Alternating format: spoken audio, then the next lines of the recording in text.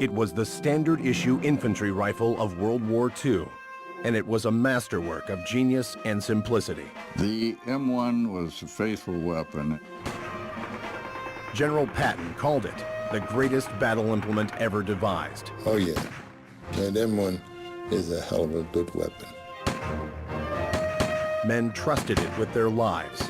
I owe a lot to that M1 rifle. It was the one buddy you could always depend on. God, you could fight with that anywhere. Sand in it, water, it didn't matter, you kept firing. Fighting men called this trusty rifle by its field name, the M1, and it was also known to friend and foe alike by its inventor's name, the Garand. It was one of the most widely produced rifles in American history, totaling over 5.5 million. When we think of the American Revolution, we think of the Minuteman with his musket.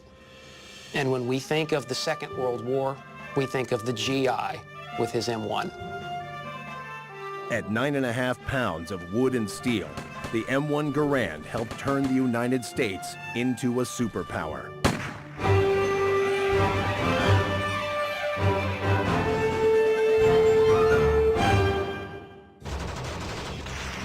While the military rifles and carbines of today are lightweight automatic weapons that use detachable box magazines,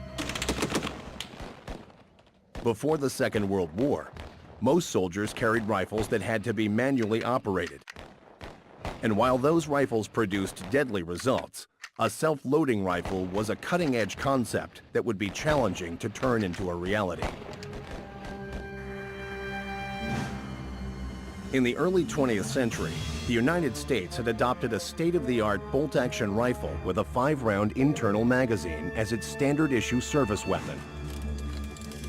It was known as the 1903 Springfield, and it fought side by side with the rugged and dependable M1917 in World War I. While it was equal to its foreign rivals, the U.S. military was interested in modernizing its standard-issue battle rifle. There was initial resistance to the idea of adopting the semi-auto rifle, with some arguments on the grounds that this will simply encourage troops to produce way too much fire. To fire inadvertently and promiscuously at targets without conserving ammunition. When in actuality what it did was it gave the individual an increased volume of fire at a time when they're about to fight a conflict where they needed that more than anything.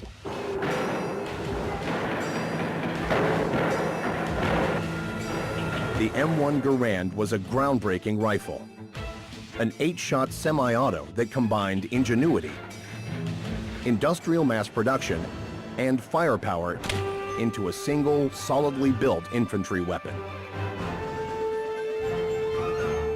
The weapon's officially known as the M1 rifle caliber 30, but we all call it something. We all call it the Garand, and we call it that because of the man that designed it. John Cantius Garand, a man that was an employee and an engineer at the Springfield Armory, who designed the weapon, the true mastermind, the true genius behind this very interesting, innovative design. More than a decade before Pearl Harbor, the M1's remarkable history began here at the National Armory in Springfield, Massachusetts, the primary manufacturing center for U.S. military firearms from 1794 to 1968. The Armory stands today as a National Historic Site and museum managed by the National Park Service. The first question I wanted to ask you, I keep hearing some people say John Garand, but I have always said John Garand. Which is it? People often call them Garand, but it's really Garand. French-Canadian family came down when he was 12 years old, but he'd carried that name and that pronunciation all his life. He worked here from the time he was about 30 in 1919 until 1953. The M1 design didn't just happen overnight, did it?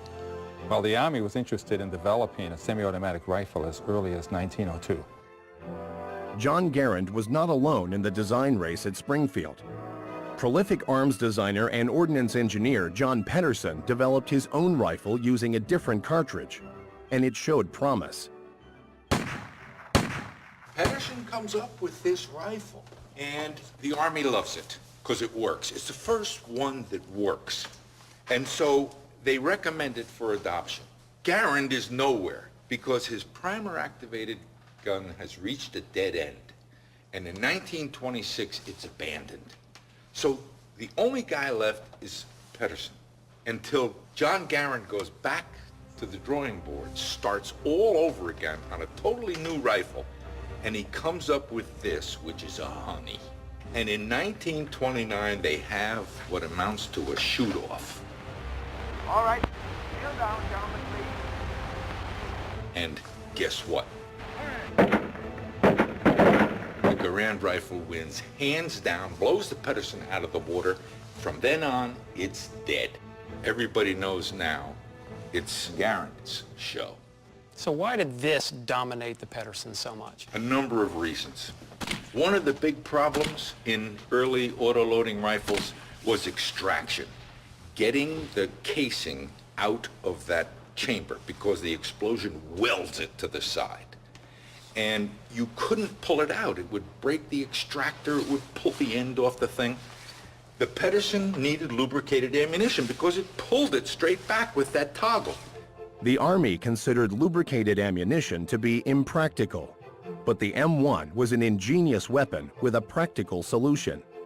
After firing the cartridge, the bolt is rotated and moves rearward by gas pressure driving the operating rod, twisting the spent cartridge case from the breech without the need for lubrication. As the bolt moves rearward, it also cocks the hammer. The spring-driven operating rod then drives the bolt forward, loading another cartridge into the chamber.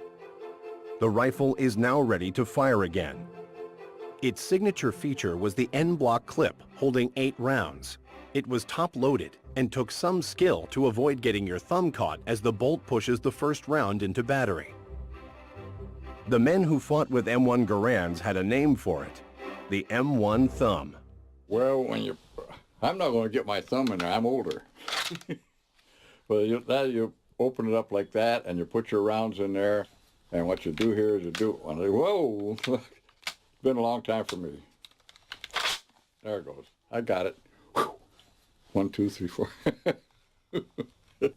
Springfield Armory has the world's largest collection of historic U.S. military small arms, including over 1,000 M1 Garands, many of them one of a kind. This is semi-auto rifle caliber 30 made by Springfield Armory, serial number 1. This is where the M1 rifle began, and the rifle shows all of the characteristics of what will ultimately become so familiar on battlefields of the Second World War and Korea and even beyond.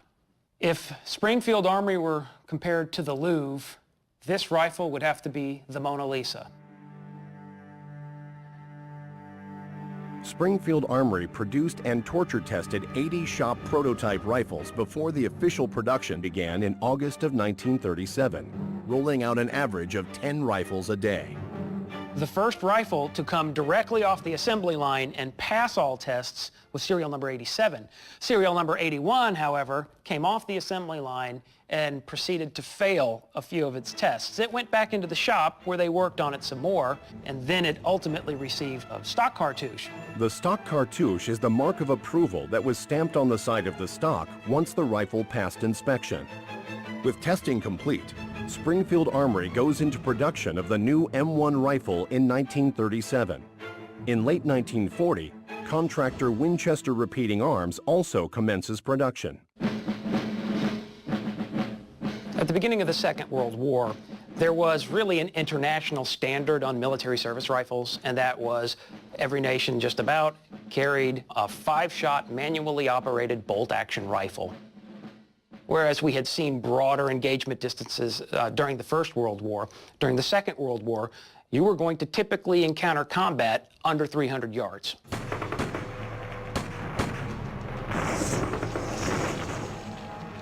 And in that kind of environment, you're close to the enemy and the enemy's close to you, and the advantage typically goes to the person who has a higher hit capability, and when you're armed with a semi-automatic rifle, your hit probability goes up. Within 1,000 days of commencing M1 production, the world would again be at war. And the M1 would receive its trial by fire. The M1, when it goes through a man, it just goes all the way through. World War II was being fought with World War I technology, but the M1 Garand was a game changer. Whereas the Japanese, the Germans, the Italians, the Russians, the French, the British, the Belgians, the list goes on, those countries were depending on 5-shot, manually operated bolt-action rifles with an internal magazine. The United States instead had just adopted an 8-shot semi-automatic rifle. Absolutely revolutionary. Nobody else had done that yet. The 8-to-5 advantage of the semi-auto M1 meant the shooter never had to take his eye off the target. I've watched the Germans, I've seen them. When they fire their round, and of course it kicks a little bit, and they drop the weapon down to facilitate cracking of the bolt, and it back up and lock it, and then they come back up. They lost their sight pattern and everything, whereas we could come up like that, and you bam, bam, bam, bam, you know, just work our lines over.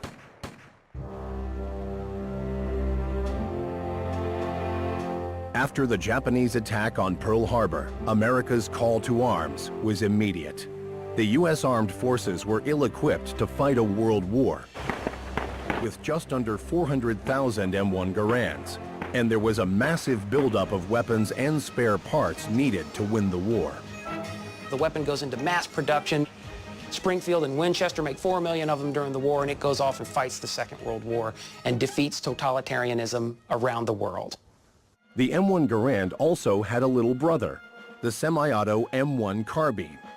It too fired a .30 caliber round, though its bullet was less powerful than the M1 Garand.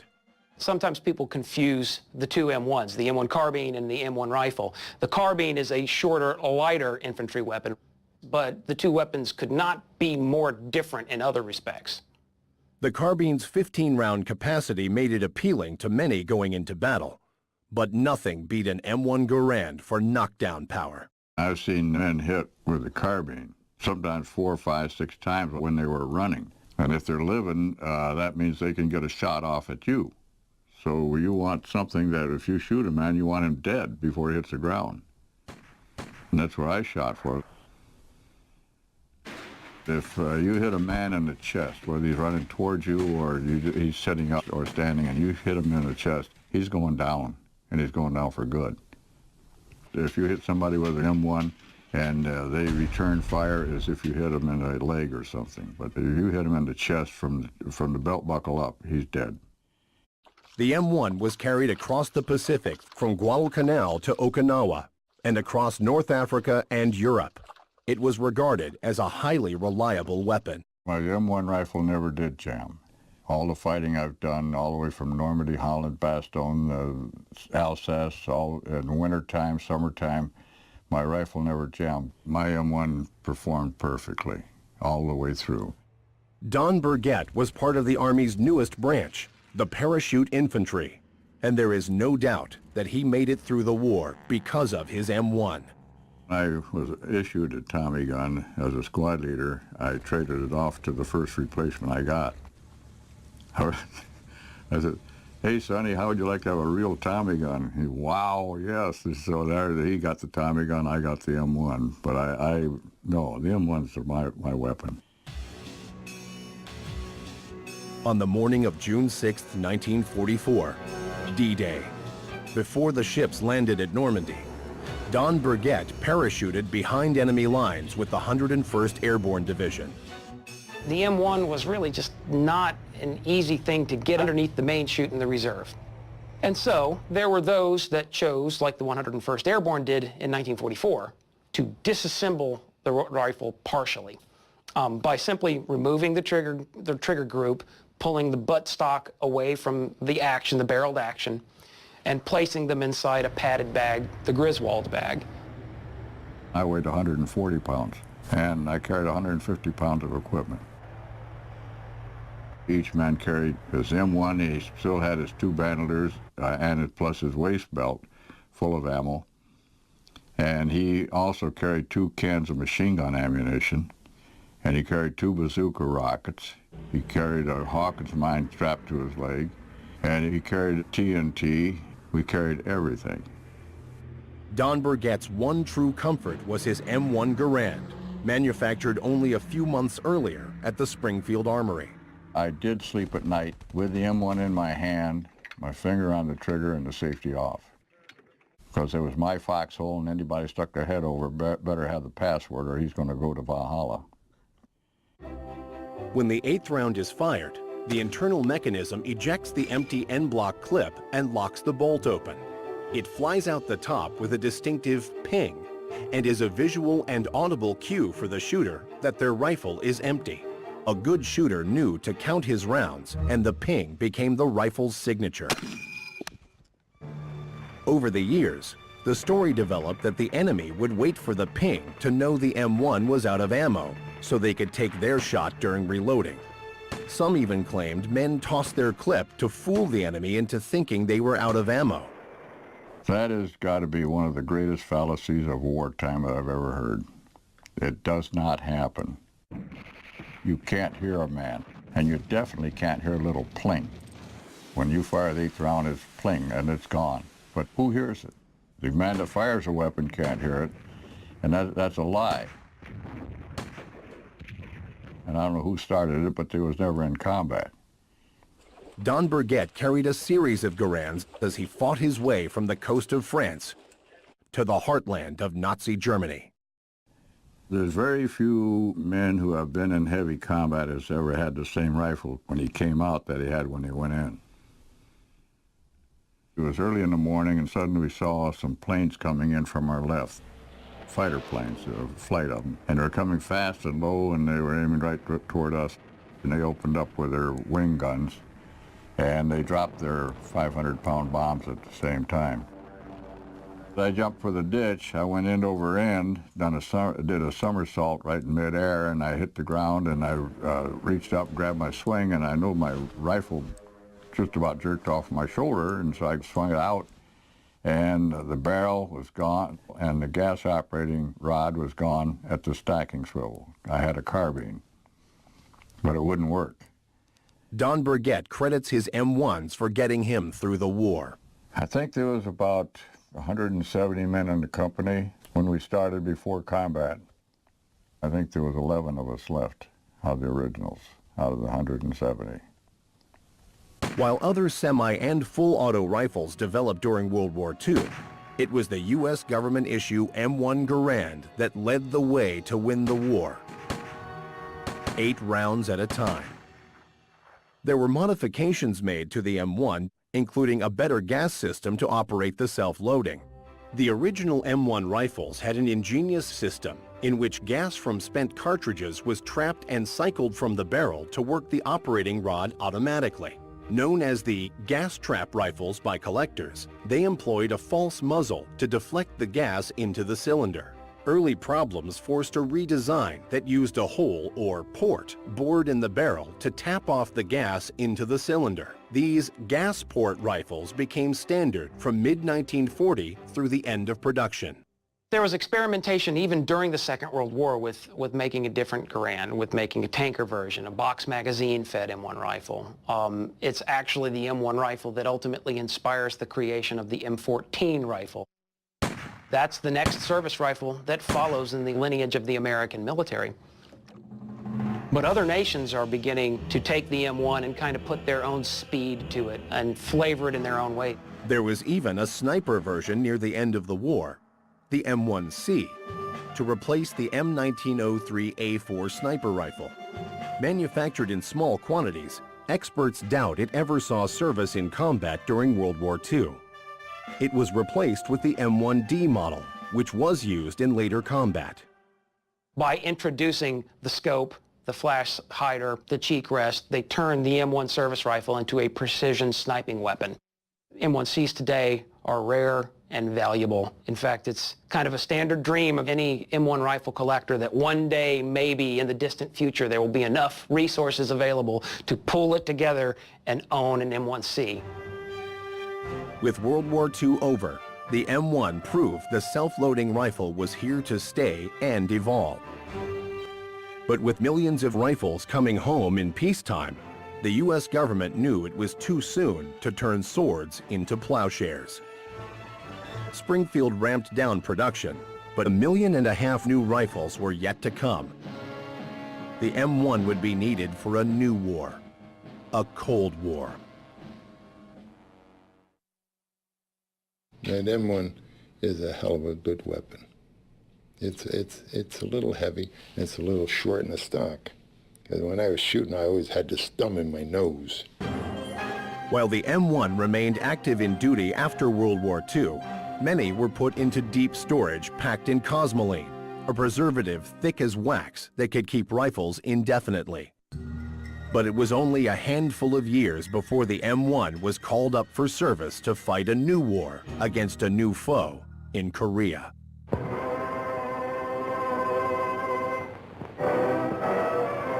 One of the things that happens immediately after the Second World War is the rapid onset of the Cold War.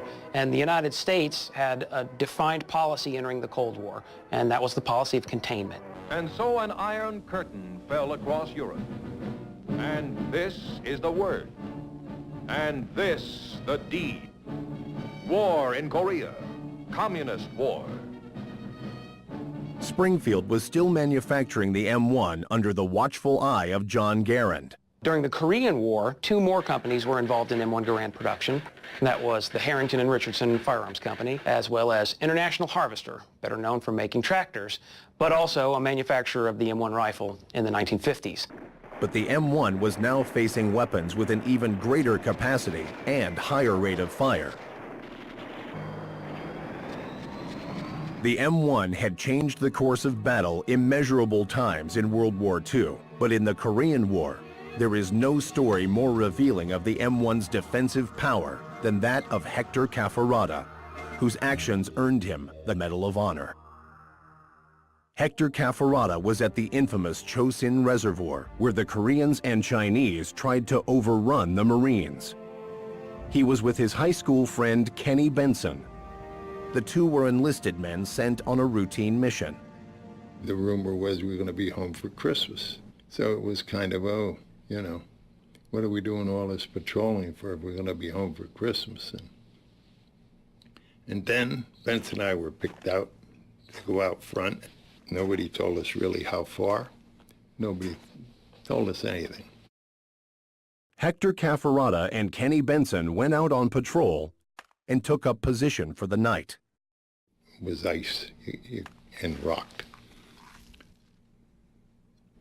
We couldn't dig in. And those rocks, you don't like to be around the rocks because you get a lot of ricochets off the rocks, flying rocks. We got in our bags, try and stay warm. You can't get in one of those mummy bags with your boots on.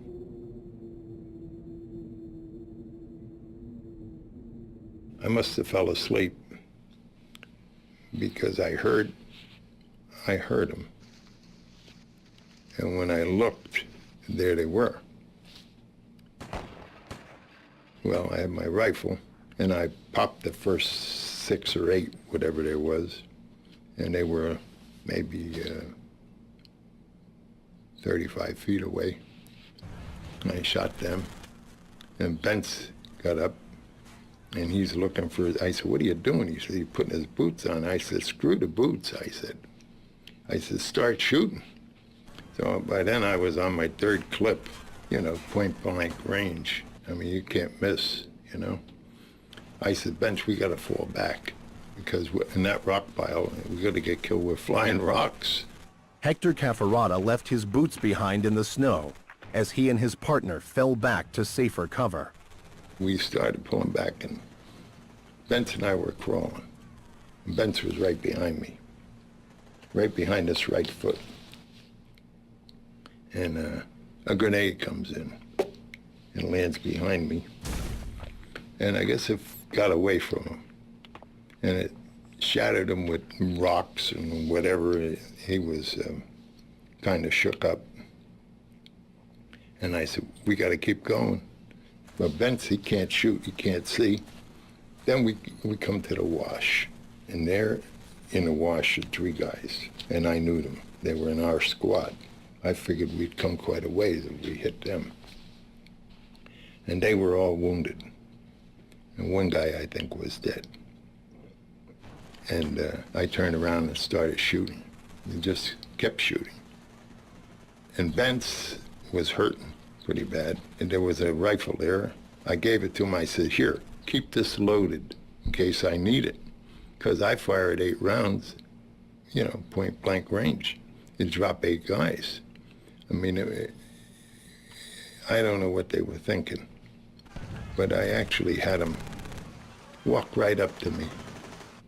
What are you gonna do? So you shoot them. And they throw grenades. I used to take my intention to hold it like that.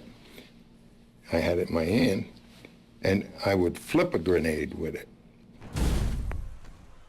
The firefight lasted 7 to 8 hours, and Private Hector Cafferata fired on hundreds of enemy.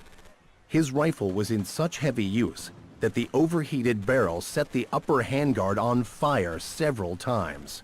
You put it off with the snow, cool the gun down a little bit, and shoot it, you know, another 20 rounds, and she'd be warming up again. But I did an awful lot of shooting. You ever hunt ducks? Okay, you know how ducks are.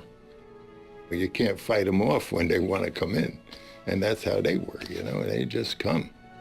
I don't know how many times I fired 6, 7 rounds and dropped 6, 7 guys. It's awful. Wounded in action, Hector Cafferata was eventually evacuated along with Kenny Benson. But there was no doubt they held the line. I got letters from some of the boys that were out there after the battle and were counting bodies and told me that I really stacked them up.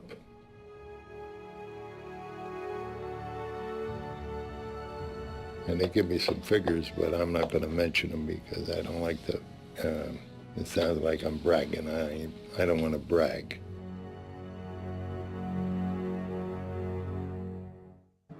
The officer who nominated Cafferata for the Medal of Honor was quoted as saying he was personally convinced that Hector accounted for over 100 of the enemy that night.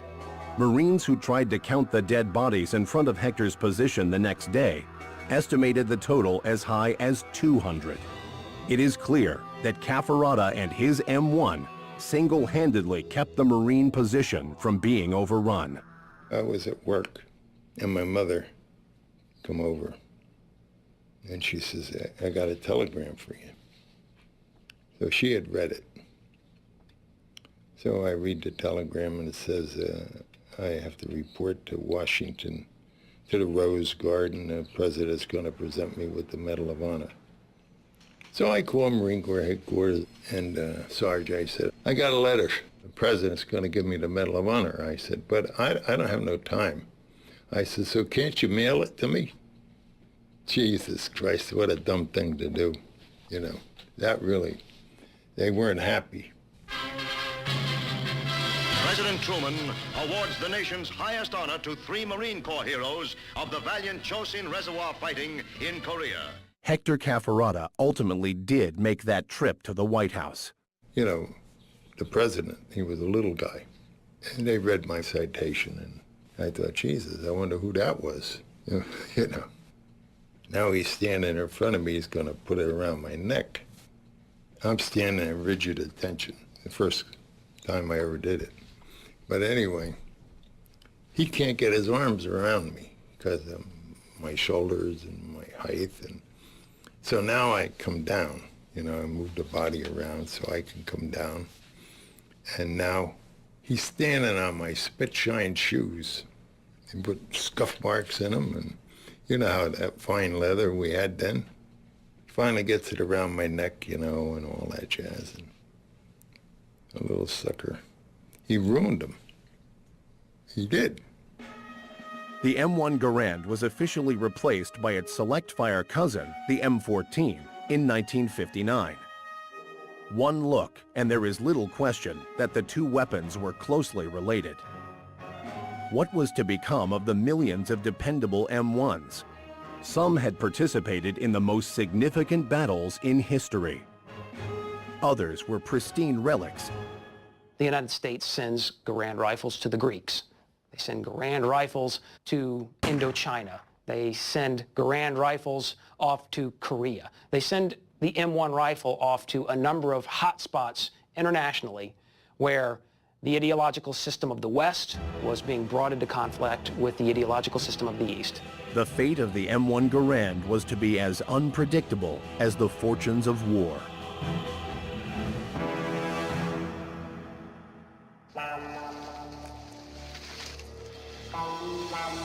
In the jungle, the better weapon was the M1 and the M14 because of the penetration through the foliage, the leaves, or whatever. I still think if you gave me an M1 today and showed me a target 350 meters away, I think I could probably hit it. That's the confidence I had in that weapon. Although the M1 Garand was no longer in production after 1957, it still served as a training rifle and as a defender of freedom. The rifle is still serving in the aftermath of the Second World War, in the aftermath of Korea, as a very important military service rifle, a weapon that serves overall American, not just military, but economic and foreign policy in the Cold War by supporting partner nations in the struggle against Soviet ideology and communism.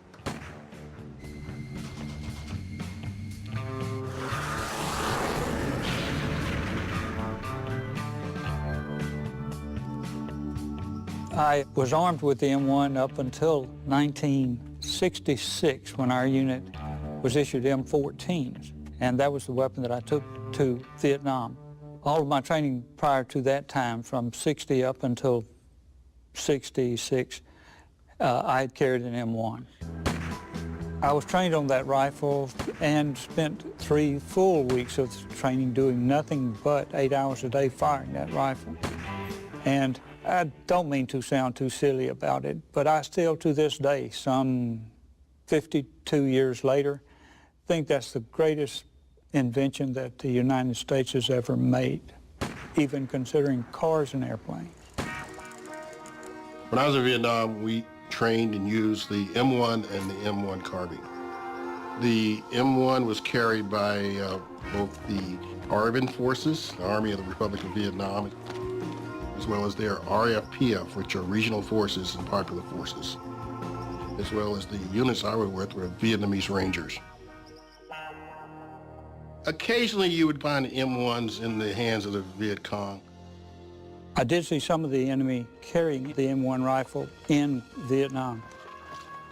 Every time that we would have a casualty for any reason or another, the enemy was carrying an M1 rifle.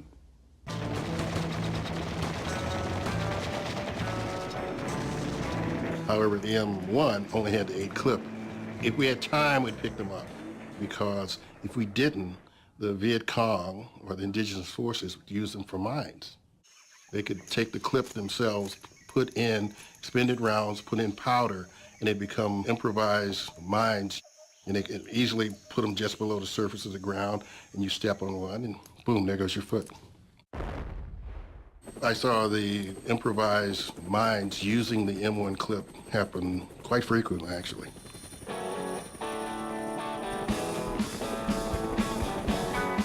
By 1964, an entirely new rifle became the U.S. Army's de facto standard, the M16.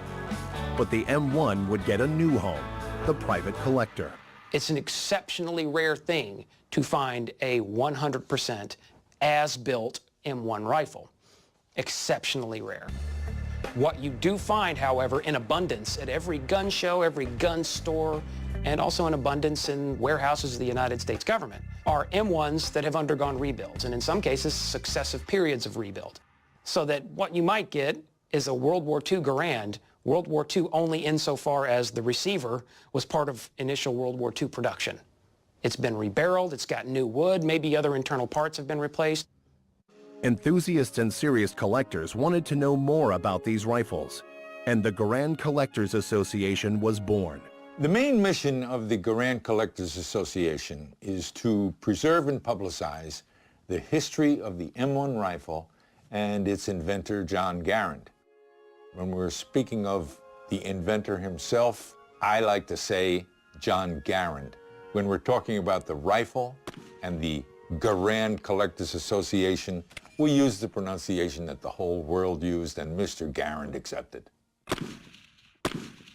An interesting thing about the M1 is it was the last collectible infantry rifle, because the replacement, the M14, is selective fire. That is, it can fire like a machine gun and is illegal. And so people who collect U.S. military, the last one they can have is this one without special taxes and permits. Prior to the Garand Collectors Association, there was very little information written on the M1 rifle and very little known history. While the M1 has its experts and collectors, these GCA members prove that not all the best rifles are kept in a museum. There's several different ways that Garands came onto the market. There were rifles that were demilled by the military, cut and welded back together, which nobody wanted because they were pretty nasty and unreliable. There were ones that found their way home from the military. This one was brought home by a lieutenant commander in the Navy. He was in the Seabees, and he carried this rifle onto Okinawa in the second wave in the summer of '45. And I was able to acquire it from his family after he passed away. It's 100% original, about June of 1943 Winchester. The bore definitely, you can tell that it has been used for its intended purpose. The ammunition back then was very corrosive, and while you're getting shot at, it's not a good time to take care of your bore. And it's interesting that on the comb of the stock here, there's 7 notches carved into it. I didn't put them there. His son didn't put them there. That's how it came home from the Navy with him. I see a very significant rifle, something that's not common because it has remained in its original configuration as manufactured. That brings up sort of a difference in collecting philosophy. Some people, like Scott, prize rifles with a known history of having been in battle. Others, like me, want a rifle that looks like the day it left the factory. This is an example of a gas trap, and it's an original gas trap, and it's in superb condition. If I own this particular rifle, the first thing I would do is take it to the range and shoot it. I wouldn't worry about breaking a gas cylinder or a spring. He designed a very robust rifle, and I would very much enjoy to fire this rifle because of what it is. I would keep it as a safe queen afterwards, but I would very much like to fire this rifle. I wouldn't shoot that gun. I wouldn't shoot this gun because it's too significant in that it is in exactly the way it left the factory, and I wouldn't want to put any wear on it or take the risk that something went wrong and damaged it. A stamp collector does not mail a letter with his 1923 airmail. He's got other stamps to mail letters. If I were shooting this, the fear of breaking a key part that I couldn't replace would drive me crazy. But I'd also feel like I was burning $100 bills, maybe $500 bills with every shot.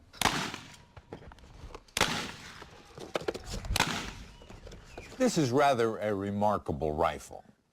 It's remarkable because it was in the first production order of rifles built by Springfield Armory. The first order for 1,500 rifles in 1938, and it is in the condition it was in when it left Springfield Armory because it was presented to a retiring colonel as a memento. This has all of the very earliest parts, and if you want to know what they looked like coming out of Springfield Armory in 1938, this is your benchmark, this is your pattern.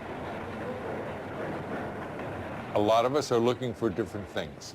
Probably the most common is we're looking for that one original rifle that for some reason escaped rebuild and is in the same condition as when it was built.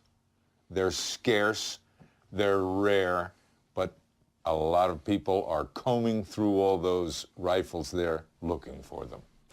Well, for me, the fun part about shooting an M1 rifle is how evocative it is of all of those famous battles. You can't help but get a feeling for what the Battle of the Bulge really was all about when you pull the trigger of an M1 rifle and you get that .30 caliber blast. My 10-year-old grandson knows what an M1 Garand is because of video games. Only about 50 original gas trap M1s are known to exist, making it the holy grail of Garand collecting. Another of the most coveted rifles in M1 collecting is the M1C sniper model. This particular example, although Tony probably won't say it, I'll say it, is the finest known example of this rifle in existence. This gun is 100% as issued and nothing has been changed. We don't believe any M1C rifles were ever used in combat during World War II because of the lateness of the production of them. This is among the first 100 or so made of about 8,000 or 9,000 at that time, and it's in new condition. It's very clear that this rifle was somehow removed from the system and never went anywhere after it was built. May have been sent to a subcontractor to explore making certain parts to it. Who knows why? It was not stolen, we know that. I have not had a chance to shoot it yet, but I will.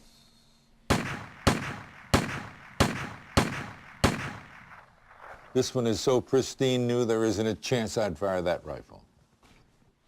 I like to shoot M1s. When we think about how many are out there, how many other rifles were brought back, I think it could be as high as 2 million. Total population in existence. In existence. Mm-hmm. Not still out there waiting to come in. Well, including waiting to come in. I had a couple bring me a 34,000 serial number original gas trap, missing the stock and the rear handguard. It was sitting in the corner of a closet. 1939 or 1940 rifle with the original gas trap system on the front, the collector's dream, and it just turned up brand new. And up until now, not a collector had ever heard of it. Unfortunately, others were destroyed by the government. They were demilitarized by cutting them in half with a torch here and selling the parts as scrap. Now later on in the destruction program in the mid-90s, they were shipping them up to a steel mill, I believe, in Birmingham, Alabama, and they had a chipper. And they would just feed the whole rifle in and it would just chip them up. And it somehow would get rid of the wood and the steel would be recycled through one of the Birmingham steel mills. Called by collectors Captain Crunch. Essentially a wood chipper. Yeah. Big one. Really big wood chipper. And hundreds of thousands were destroyed. Hundreds of thousands of M1 rifles were destroyed. And in fact, the government paid something like $100 or $125 a rifle to have them destroyed versus selling them. And they would have destroyed most of them except for the diligence of some dedicated collectors and the NRA that got it stopped.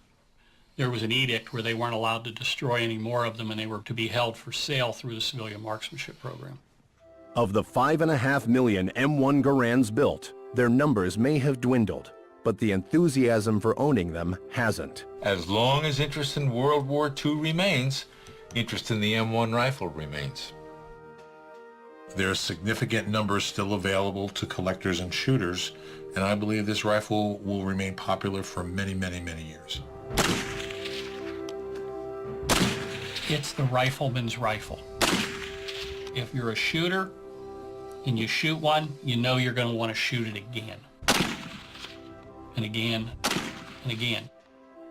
If you're a collector, history doesn't get much better than the rifle that won World War II.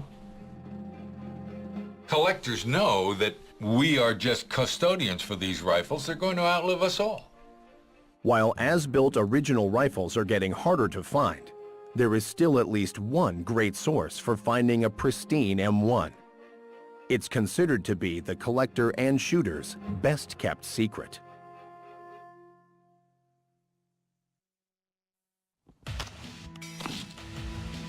For the plinker, the marksman, or the serious connoisseur, there is room in any collection for the M-1 Garand. The civilian marksmanship program is the largest source of M-1 Garands for sale. They refurbish and safety test these remarkable rifles and offer them to qualified buyers as part of an act of Congress. Long before the M1 rifle came into existence, President Theodore Roosevelt invented what would ultimately become the CMP, the Civilian Marksmanship Program. He had been to Cuba. He saw combat himself. He came away and carried into his presidency this idea that Americans need to be taught how to shoot. And the CMP is there to promote rifle marksmanship and safety. And they do that by offering courses, teaching people to shoot, teaching people about safety. And they do that and support that mission by offering M1 Garand rifles to sell to the public.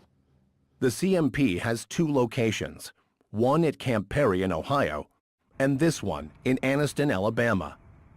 So this facility is pretty impressive. This looks like that last scene in Raiders of the Lost Ark. About 65,000 square feet, over 100,000 rifles, serial numbers under roof, with 30 million rounds of ammunition. And we have to go through every case of ammunition. We inspect each round to make sure it's not tarnished or pitted to ensure safety. The rifles are as dependable today as they were brand new, well over half a century ago. With the availability of Garands dwindling, the CMP is under constant request to supply the demanding public. This is the last remaining inventory of M1 rifles from the United States Army here in this country. And do you know what condition they're in? No, we really don't. We know that there's a certain amount of serial numbers, 100 per box. Some boxes have 140 serial numbers, different size box. But that's really all we know until we pop the bands and get inside and start inspecting. Do you ever have a situation where a rifle comes out of the crate ready to be sold? We do. It's a rarity. Those rifles, we would find that out in inspection, but the rifle that would be ready to go right out of the pack would be collector grade or correct grade. We would do as little to that rifle as possible to preserve its collectability. Our customers really want that rifle left alone, so that's what we do. We give them what they want. We leave the rifle alone as much as we can and keep its collectability up there. So they want it caked in cosmoline? Yes, it adds to its collectability. Basically, when we receive rifles in from the United States Army, the rifle is in one of 2 categories, and that is either a functioning rifle or a drill rifle. The functioning rifle can be broken into many different categorizations. This is one of our M1 drill rifles. It's got a synthetic stock on it. A lot of the drill rifles we get have synthetic stocks on them. Most of our M1s come in with wood stocks on them. We don't refinish the stocks. We inspect the stocks for cracks or damage. Replace the stock as needed. Some folks would like a drill rifle for a wall hanger, for a display rifle, for a non-functioning rifle. There are drill teams that like extra drill rifles in addition to the drill rifles they have. Parade rifles. Anyone wanting to have a rifle in a parade ceremony or different type of ceremonies use a drill rifle. So Mark, do you ever experience functioning M1 rifles that look like this? Well, we see rifles that are in that bad of condition. I don't know if you would call them functioning or not. Well, that's yet to be determined, but they have the potential of functioning. They're not welded. We see them just that bad or worse, nothing but a barreled receiver that we've got to go through completely. The rifle can be covered in cosmoline. Cosmoline is a grease that has wax in it and different oils in it. The rifle can be in parts and pieces. We start out by tearing the rifle down, removing the wood from the rifle. We tear the rifle down into 3 basic metal component parts. Those parts are then put into baskets. They go into degreasing vat 1, which is an ultrasonic cleaner. It's 200-degree water with biodegradable cleaning solvent. The rifles go down in the first vat for 8 minutes. Comes up, goes into the second vat for 6 minutes. Comes up and goes into the third vat for 2 minutes. After the final vat, which is the third vat, it goes into an oil bath. After the oil bath, it goes into a drain station. And then the rifle is ready for armory work at that time. The oil that the The rifle's been dipped in is water dispersing oil and will hold the rifle and the metal components for 4 months before any rust were to occur on the rifle. We work the rifle through the armory before that 4-month time window is up. The rifle's tore down to its lowest component part, gauged, reassembled, and then test fired.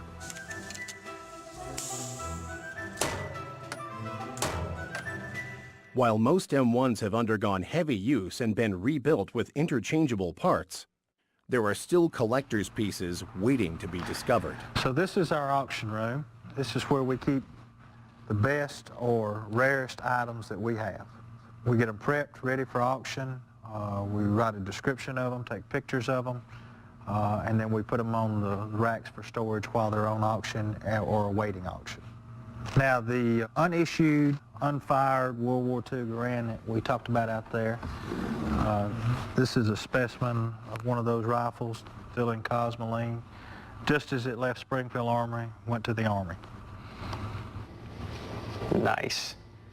Now that's a beautiful piece of history. And when you consider what this rifle represents to industrial mass production during the Second World War, this is one of the great success stories of American wartime production. And to see one that has not changed in almost 7 decades, this is truly amazing. You're probably going to have to make me give it back, so to take it. That's a beautiful rifle. Original wartime Garands cost as little as $27 to produce. Today, they fetch at least 20 times that amount. And then, there are the true gems. I have an M1C here, World War II sniper rifle, but that's one M1C. Actually, we have 2 M1Cs with consecutive serial numbers. These are beautiful specimens of a very rare rifle, very rare M1, probably the rarest, consecutive serial numbers. That makes them even more rare. What makes this an M1C is the receiver's drilled in tap and it has a receiver base on it. It's also the serial number range of the M1C is in the 3 million serial number range. It has to be in that range to be an M1C. Of course, it has to have an issued receiver base, and these are being reproed in the marketplace, and so any potential purchaser or buyer of M1C needs to be wary and have the rifle authenticated as original. The M1 Garand is still used for ceremonial purposes. It's used by every veterans organization in the United States as their mainstay rifle for ceremonial activity. You also see it in parades and on display. The M1, it harkens back to the greatest generation. It's the rifle that we won World War II with. We won Korea with. Americans identify with that rifle. It's the 57 Chevy of semi-automatic rifles. With its long history of service, the M1 Garand has become a symbol of Yankee ingenuity and a symbol of freedom. The M1 Garand proved to be a great rifle, and it was the men who carried it and lived by it that made the M1 the legend that it is today. Put an M1 in the hand of a veteran and they just gush about how great they were. They call it life-saving, they call it rugged, they call it dependable, they call it unstoppable, they call it accurate. They use every superlative in the book to describe this rifle, and if that doesn't say something about it right there, I don't know what does, because these are the men that carried it in combat. Today, as was the case from its earliest prototype, the M1 Garand is a versatile rifle. And whether it is taken out on the range or sits behind glass in a museum, the M1 Garand can truly be called America's rifle.